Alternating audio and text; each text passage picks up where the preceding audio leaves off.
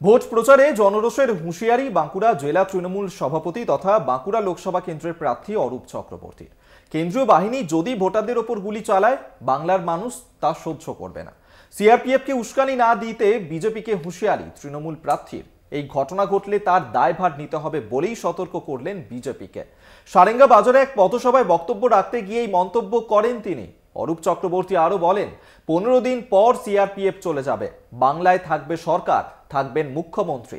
পাল্টা আক্রমণ শানিয়েছে বিজেপির জেলা যুব মোর্চার সাধারণ সম্পাদক শান্তনু সিংহ।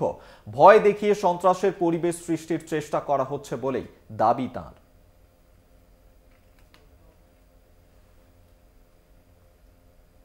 শান্তি শৃঙ্খলা রক্ষার জন্য কেন্দ্রীয় বাহিনী এলে আমাদের কিছু বলার নেই, কিন্তু কেন্দ্রীয় বাহিনী এসে যদি ভোটারদের উপর গুলি চালায়, বাংলার মানুষ সেটা সহ্য করে নেবে না।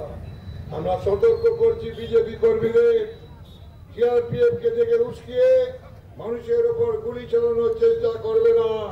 যদি এটা করে থাকেন তার দায়ভার আপনাদের নিতে হবে।